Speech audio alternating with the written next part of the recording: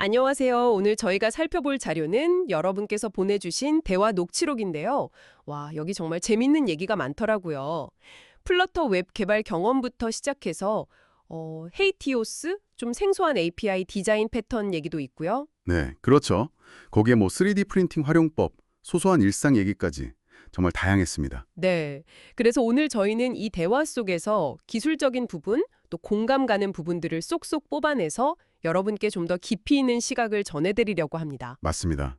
특히 플러터나 API 쪽에 관심 있으신 분들은 오늘 흥미로운 내용 많이 얻어가실 수 있을 거예요. 자, 그럼 바로 시작해 볼까요? 좋습니다. 대화 초반에 플러터로 웹 만드는 얘기가 나왔어요. 이게 처음에는 다들 웹으로 괜찮을까? 약간 이런 생각을 했는데, 네, 그런 시각이 좀 있었죠. 근데 이걸 웹사이트라기보다 하나의 큰 앱, 그러니까 싱글 페이지 애플리케이션 SPA로 보면 충분히 괜찮다. 이런 관점 변화가 재밌었어요. 정확해요. 그리고 그냥 괜찮다 정도가 아니라 대화에서 구체적인 위젯 얘기도 나왔거든요. 웹에서 마우스 커서 위치 따라가는 거 있잖아요. 그 마우스 리전. 아, 네네. 마우스 리전. 그리고 뭐 버튼 상태 따라서 스타일 다르게 주는 위젯 스테이트 프로퍼티, 특히 필드 버튼이랑 같이 쓰는 예시도 나왔고요. 이런 구체적인 기술들이 있으니까 웹에서도 앱 같은 UI나 UX를 구현할 수 있다는 거죠. 확실히 UI 렌더링이나 애니메이션은 플러터가 강점이 있겠네요. 그렇죠. 다만 이제 검색 엔진 최적화, SEO에는 약점이 있다는 현실적인 지적도 있었고요. 아, 그 부분은 어쩔 수 없나 보네요. 네, 아직은요. 그래서 결론은 만약 여러분 프로젝트가 검색 노출보다는 앱처럼 풍부한 사용자 경험이 더 중요하다면 플러터 웹도 충분히 좋은 선택지가 될 수 있다는 겁니다.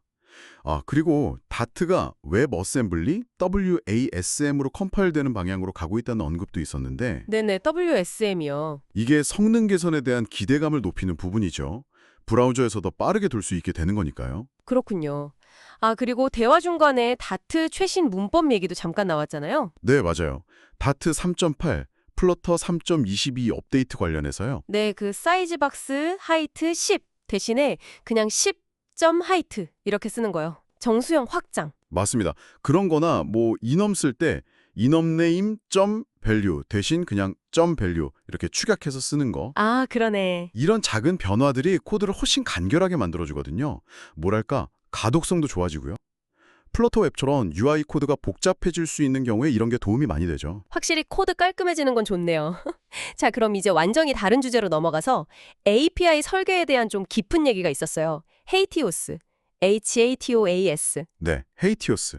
이거 좀 생소하게 느끼시는 분들도 계실 텐데 네, 저도 그랬어요. 보통 REST API 하면 딱 정해진 엔드포인트 주소를 클라이언트가 알고 호출하는 식이잖아요. 그렇죠. 근데 헤이티오스는 그게 아니라 API 응답 안에 다음에 할 수 있는 일들의 URL을 다 담아서 준다. 이런 개념이었죠. 정확합니다. Hypermedia as the engine of application state. 이름 그대로인데고 핵심은 서버가 클라이언트한테 다음에 뭘 할 수 있는지 그 상태에 맞는 액션들을 알려준다는 거예요.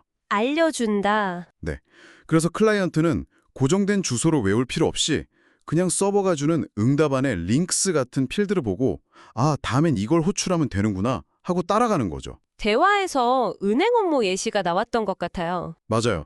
예를 들어 계좌 정보를 딱 요청하면 서버 응답에 뭐 출금하기 위한 URL, 송금하기 위한 URL 이런 링크들이 같이 오는 거죠.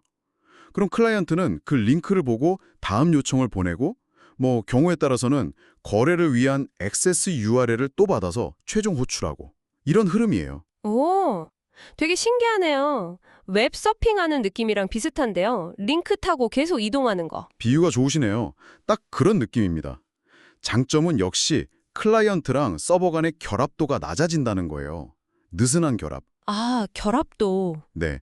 서버 쪽 API 주소나 구조가 좀 바뀌어도 클라이언트는 그냥 응답에 오는 링크만 따라가면 되니까 백엔드 변화 외에 훨씬 유연해지는 거죠. 그건 정말 큰 장점이겠는데요. 특히 마이크로 서비스처럼 백엔드가 복잡하고 자주 바뀔 수 있는 환경에서는요. 바로 그겁니다.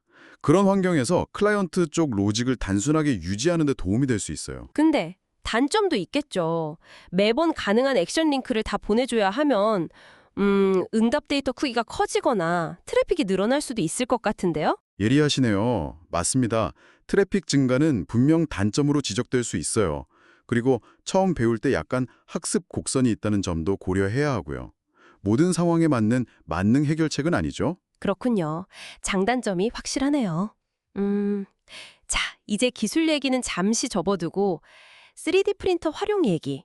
이것도 진짜 재밌었어요. 네, 저도 흥미롭게 들었습니다. 아니, 화장실 변기솔 손잡이가 부러졌는데 그걸 직접 모델링해서 3D 프린터로 뽑아서 고치고 네, 그 에피소드 저도 기억나요. 사무실 컵 건조대도 직접 만들고 와, 정말 실용적이더라고요. 그렇죠. 특히 그 집 밖에서 원격으로 3D 프린터 작동시켜서 컵 건조대 출력 시작하는 거 보여주는 장면이 있잖아요. 아, 맞아요. 그거 시원했죠. 네, 모델링 파일을 슬라이싱 프로그램으로 보내고 그걸 다시 프린터로 전송하고 뭐 베드 레벨링하고 예열하고 한 층 한 층 쌓아 올리는 과정을 보여줬는데 와, 이게 단순히 취미를 넘어서 진짜 생활 속 문제를 해결하는 도구가 될 수 있구나 하는 걸 보여주는 좋은 예시였어요. 예전에는 3D 프린터 하면 뭔가 전문가들이나 쓰는 커다란 기계 같은 이미지가 있었는데 요즘은 정말 접근성이 좋아진 것 같아요. 맞아요. 핵심은 기술 자체보다도 내 아이디어를 이렇게 빠르고 쉽게 현실로 만들 수 있게 됐다는 거죠. 필요한 물건 직접 디자인해서 뚝딱 만드는 경험. 이게 정말 매력적인 것 같아요. 네, 오늘 정말 다양한 얘기를 나눴네요. 플러터 웹의 현실적인 가능성과 한계, 또 헤이티오스라는 약간의 다른 시각의 API 접근법, 그리고 다트 플러터 최신 문법의 편리함, 마지막으로 3D 프린팅의 실용적인 재미까지. 네, 정말 알찬 대화였죠. 여러분께서도 오늘 이야기 들으시면서 여러분의 프로젝트나 혹은 일상생활에 적용해 볼 만한 아이디어를 좀 얻으셨으면 좋겠습니다. 네, 아까 헤이티오스가 동적인 링크, 그러니까 하이퍼미디어를 통해서 클라이언트와 서버를 분리하고 유연성을 높이는 방식에 대해 얘기했잖아요. 네, 그렇죠. 여기서 한 걸음만 더 나아가서 이런 질문을 던져보고 싶어요.